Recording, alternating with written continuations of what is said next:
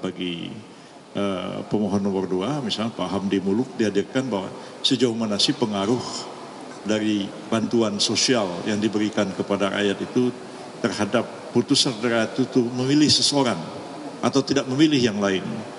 Beliau mengatakan hanya 29%, 71% tidak bisa, adalah faktor-faktor lain.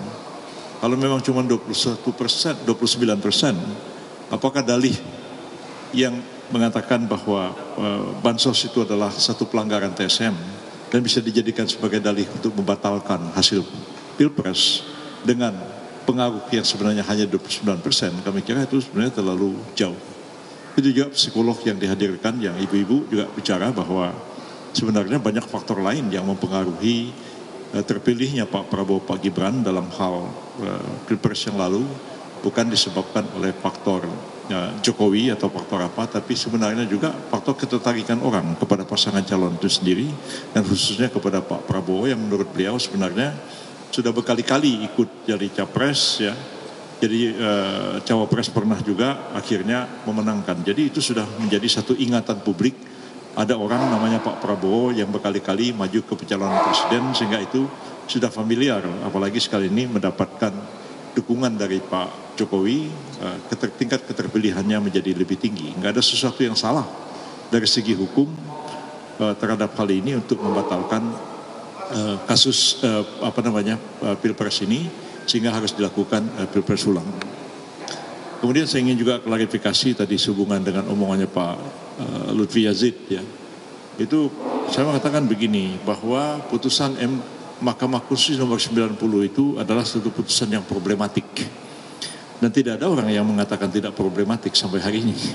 Memang iya, dia problematik. Makanya dibawa ke DKPP, diuji lagi 2 kali ke MK, walaupun ditolak oleh MK.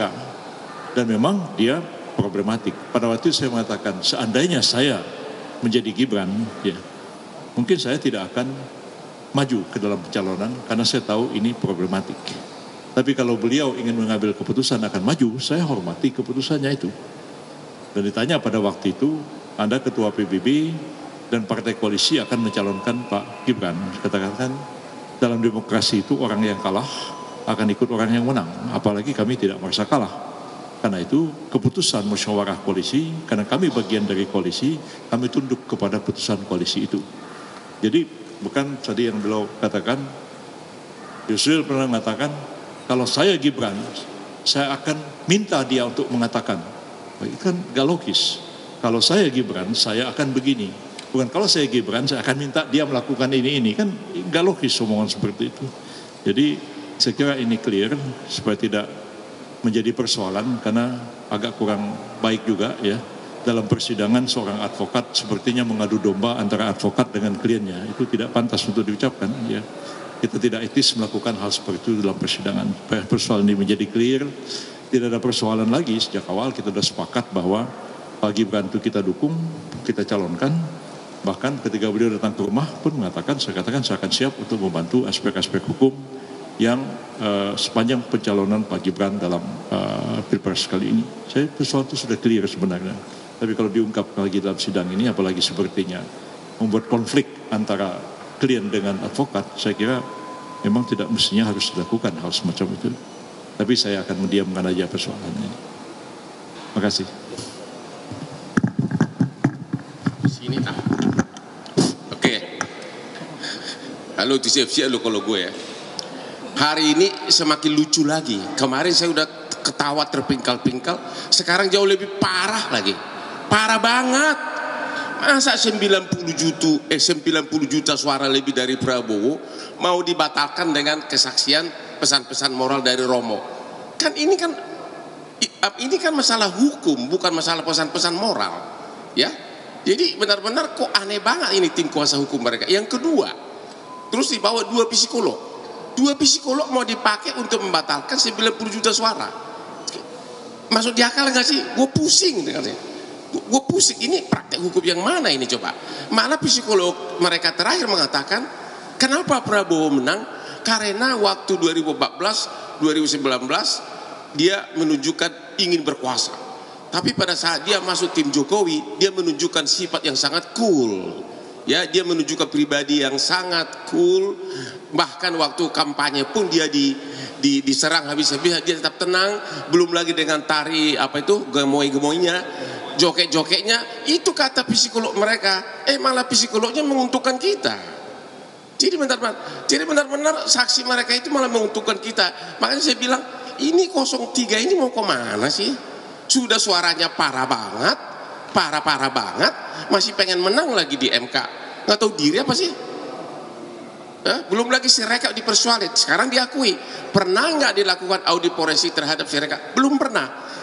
Hanya asumsi, omon-omon. Jadi ini perkara adalah mengadili perkara omon-omon, ya? Atau lama-lama perkara apa ya? Omon-omon, onde-onde gitu ya. Gimana Pak Konce? Jadi kalau sebenarnya permohonan ditujukan kepada KPU, tapi posisinya maki-maki presiden melakukan katakanlah tindakan inkonstitusional. Jadi kentara sekali mereka panik. Dan sampai hari ini belum ada satu bukti pun juga. Yang diserang misalkan dipertentangkan antara advokat dengan Pak Yusril Manadi itu. Jadi mereka adu domba kita. Padahal kita ini semua utuh loh. Jadi apa yang saya mau katakan, sudah sejak semula kalau kita lihat posita, maki-maki presiden tanpa bukti. Kalau itu kan kejahatan jabatan, mesti ada putusan pengadilan. Akhirnya larinya kemana-mana di antara posita dengan petitum tidak nyambung.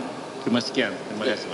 Saya mau tegaskan mengenai bansos ya. Tadi waktu kita tanya dia punya ahli tentang bansos dan juga Romo, tahun 2021 itu bansos sudah 400 miliar lebih.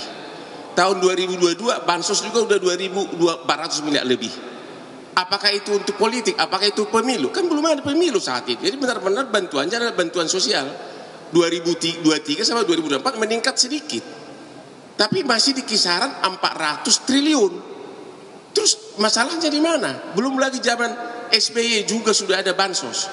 Jadi benar-benar alasan bansos itu adalah alasan, nggak ada alasan lagi mereka. Ya, siapa tahu mengharapkan menang aja. Bansos itu benar-benar sudah ratusan miliar sejak 2021 udah 400 miliar, 2022 udah 400 miliar, 2024 ada peningkatan, tapi nggak terlalu besar. Ya gini dulu deh ya. Oke, omon-omon,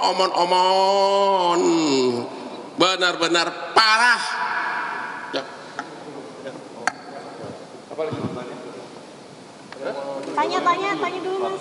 Apa? Udah boleh nanya? Boleh, silakan. Saya ingin dari CNN ada dua pertanyaan. Yang pertama tadi soal kehadiran Romo Claris Magnis Suseno sebagai pengajar etika dan filsafat. Tadi ada statementnya yang mengatakan bahwa seorang kepala negara dengan kapasitasnya presiden, jika melanggar etika sama dia menyamakan dengan bagian dari kelompok mafia. Itu yang pertama. Yang kedua tadi yang terbaru pihak 03 ingin mengajukan permohonan ke MK panggil Kapolri. Tanggapannya? Mau manggil Kapolri. Mau manggil Kapolri? Iya. Siapa yang mau manggil? 03 mengajukan. Oh ya. Jadi begini, kita menghormati keputusan dari pihak pemohon 2 yang menghadirkan Pak Frans Magnis untuk menjadi ahli di persidangan ini. Kita menghormati beliau sebagai filosof dan sekaligus juga beliau adalah seorang pastor Katolik yang memberikan satu pendapat yang sebenarnya normatif dan filosofis sebenarnya.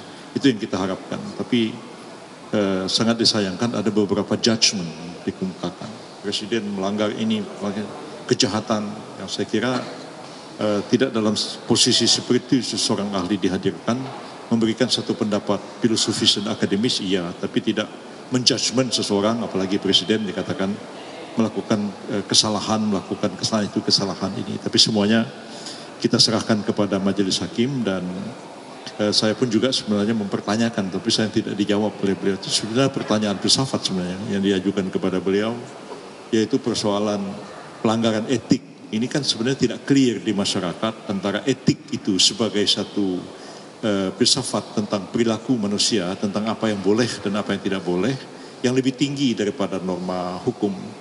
Dalam hati kita itu ada ini boleh, ini nggak boleh.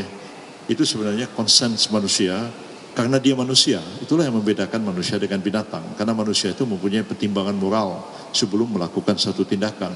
Sebenarnya itu agak berbeda dengan putusan MK, putusan Majelis Kode Etik, putusan Dewan Kehormatan. Itu sebenarnya ethical conduct. Itu code of conduct adalah kewajiban-kewajiban yang dibebankan kepada satu profesi. Makanya kedokteran ada kode etik kedokteran, kode etik advokat, kode etik hakim, kode etik KPK. Dari mana datangnya itu? Kode etik notaris itu perintah undang-undang. Undang-undang mengatakan untuk ini dibentuklah organisasi advokat. Nah, kode etik advokat disusun oleh organisasi advokat. Juga dikatakan kode etik KPK dirumuskan oleh Dewan Pengawas KPK. Itu etik, code of conduct profesi tertentu. Dia tidak bisa lebih tinggi daripada undang-undang.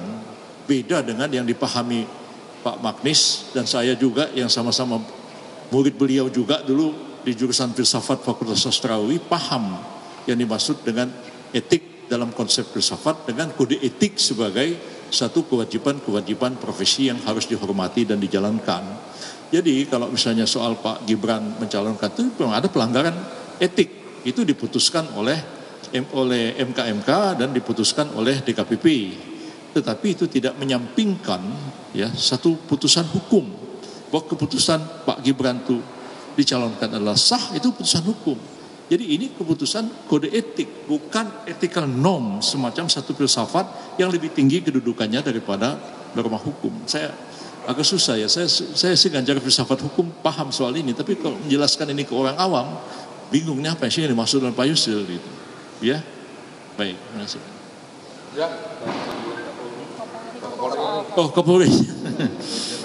Kapolri silahkan aja mereka mohon dan seperti juga misalnya paslon kemarin ya, pemohon 1 itu juga mau memohon menghadirkan beberapa menteri dan ada sudah dikabulkan oleh Mahkamah Konstitusi. Ya. Kalau kami sendiri saya tidak berkepentingan menghadirkan Kapolri, tapi karena Kapolri itu adalah satu jabatan institusi, karena itu memang kehadirannya tidak bisa dihadirkan oleh kami sebagai kuasa hukum ataupun kuasa hukum pemohon, tapi memang harus dihadirkan oleh Mahkamah Konstitusi. Kalau kami menghadirkan mereka itu sebagai saksi atau sebagai ahli, tentu harus disumpah. Tapi kalau Kapolri, menteri dihadirkan, dipanggil MK, itu adalah pemberi keterangan dan tidak disumpah. Berbeda kedudukannya. Kalau disumpah itu, keterangannya itu menjadi alat bukti. Tapi kalau pemberi keterangan itu barangkali semacam memorandum ad inforandum, dia memberikan satu informasi keterangan. Apakah hakim tidak bisa menjadikan alat bukti, tapi memberikan info kepada hakim untuk memahami konteks persoalan ini. Jadi sebenarnya agak beda antara pemberi keterangan dengan saksi dan ahli yang kami nggak bisa hadirkan pemberi keterangan. MK bisa panggil siapa aja, dia mau panggil presiden boleh aja, itu kewenangannya dia. Ya, baik. Clear.